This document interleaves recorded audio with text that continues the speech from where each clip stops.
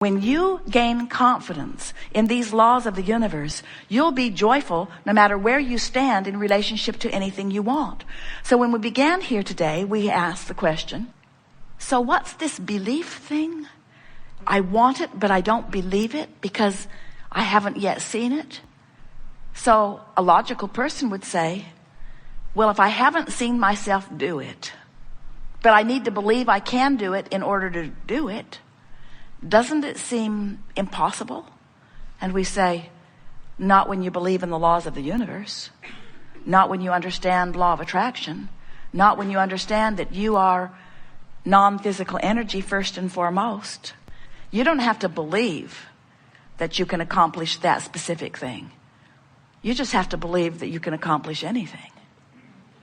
You just have to understand that the universe has your back, that the law of attraction will yield to you the equivalent of what you're offering vibrationally. You just have to believe that your emotions never lie to you, that your emotions every time give you the feedback that lets you know whether you're in vibrational alignment with what you want or not.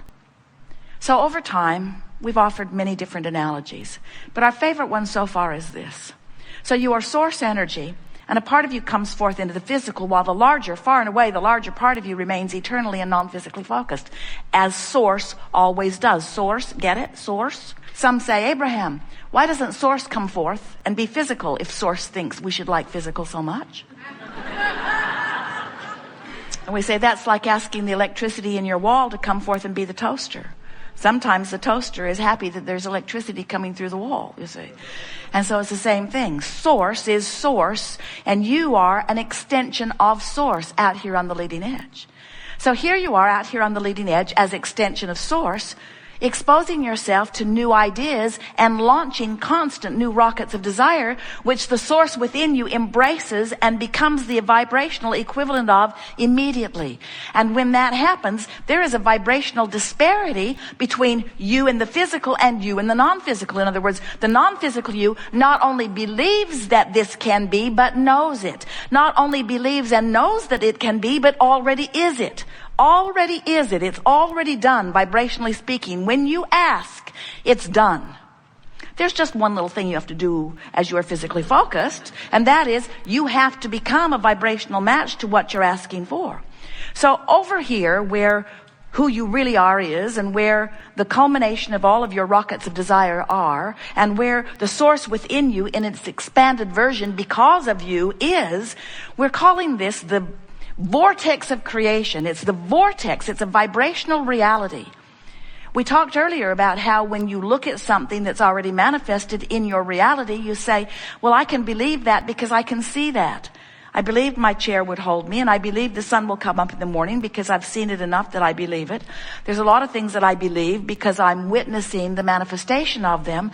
And we say, if you will decide today that you're not going to need to witness the manifestation of something before you believe it, you will become the creator who can create anything that you desire.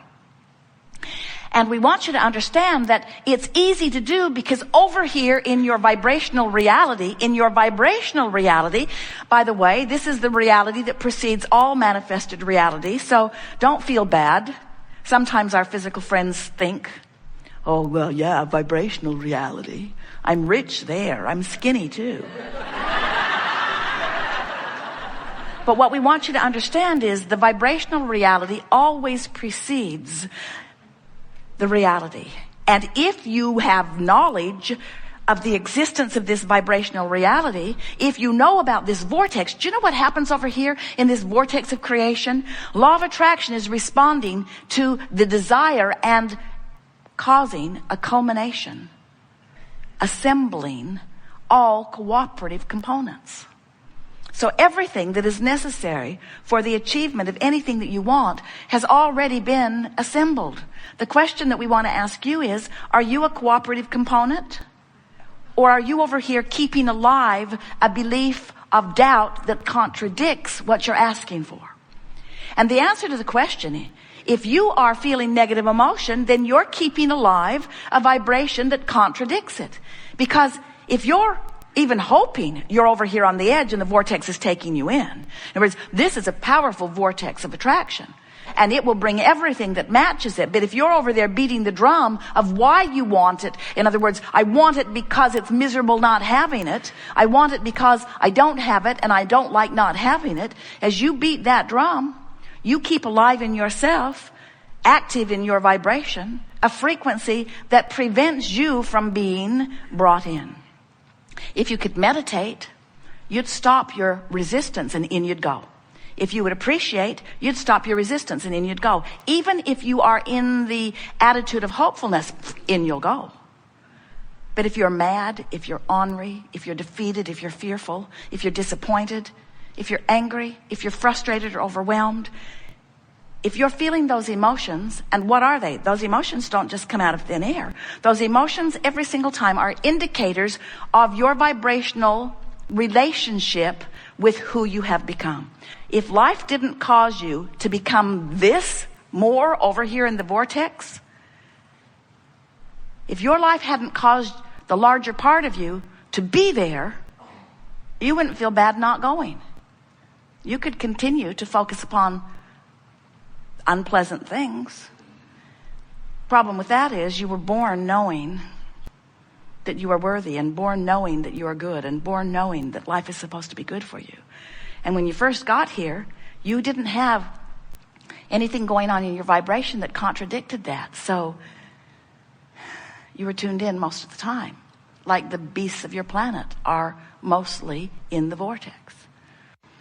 So today, as we're talking with you about anything that's important to you, we see our greatest advantage to you to coax you into the vortex. One thing you'll notice about us and about your own inner being is that we won't come out of the vortex where you are, ever. In fact, that's why you have negative emotion.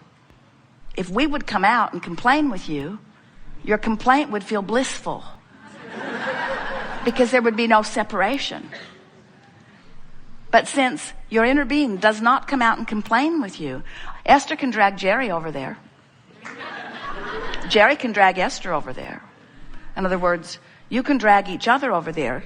And if they don't come easily, you get really feisty with them. You say, "You're not supporting me. I think you should support me. How come you're never there for me? How come you're never there for me?" And the correct answer to that question is because I'm over here in the vortex for me. Because if I come over there out of my vortex for you, I'm worthless to you. We can just bang over here together in misery, which justifies that until death do us part stuff that we, no matter how miserable we are, we'll stay together.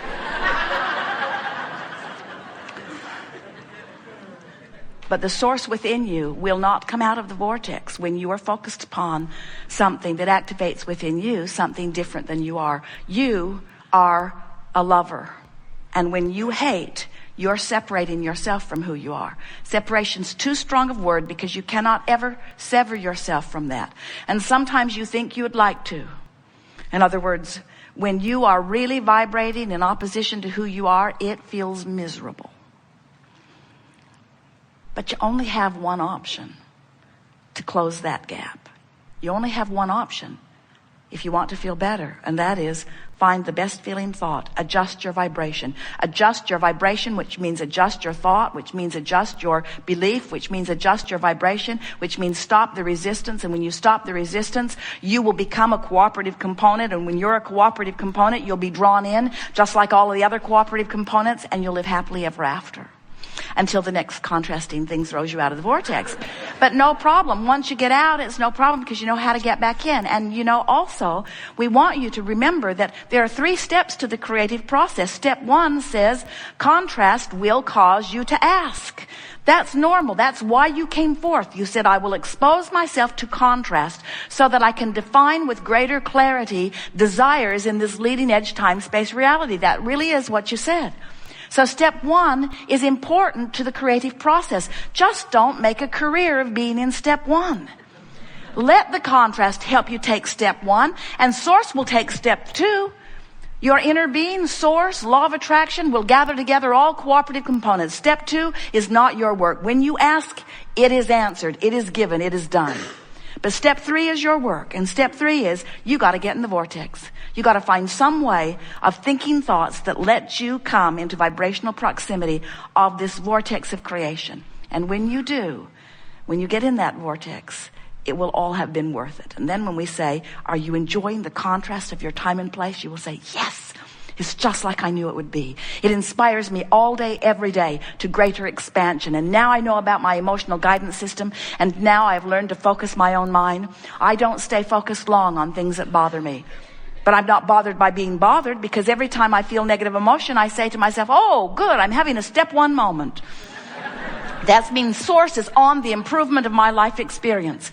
But I am no longer making a career out of the step 1 moment. I'm getting myself into the vortex, into the vortex, into the vortex as quickly as possible. Good.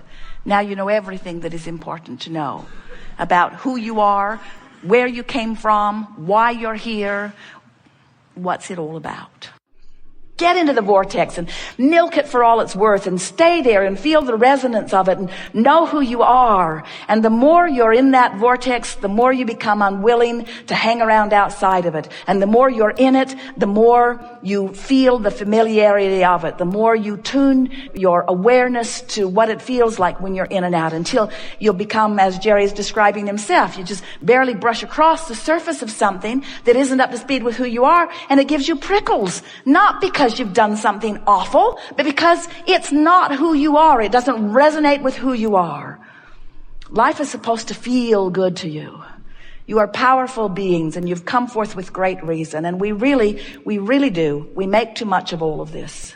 Just find things that feel good and focus on them. And when you find things that don't feel good and you're focused upon them, say, hey, I'm focused upon something that doesn't feel good. Why would I focus upon something that doesn't feel good? There must be something that I could focus upon that feels better, and then feel for it and find it, and feel for it and find it, and feel for it and find it, until you come into alignment, till you close that gap, till you tune yourself to the vibration of all that you've become. We've enjoyed this interaction immensely. It is exhilarating to come together with those like you who are reaching for the fulfillment of who you are.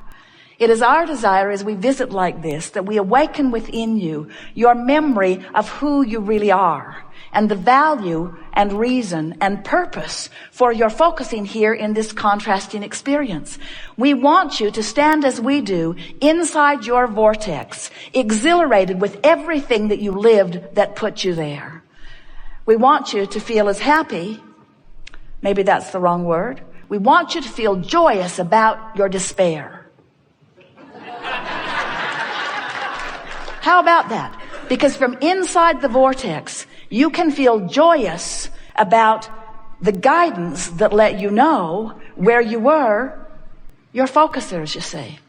And there isn't one of you who will move forward from this point in time who will not know now in much clearer fashion how to focus the power that is you into the productive expansion that is you.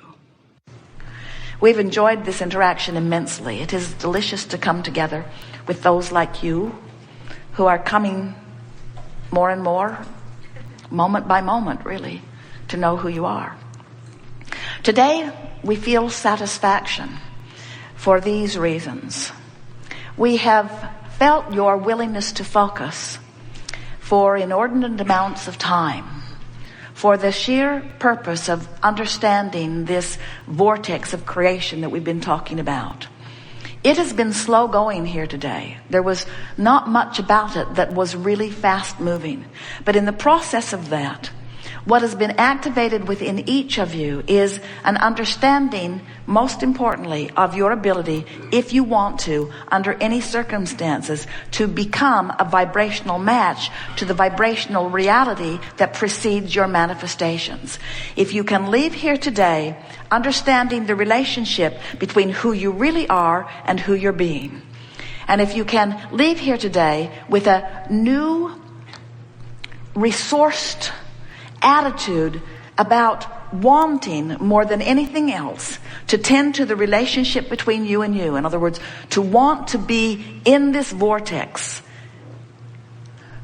knowing that you now know how to do it if you want to.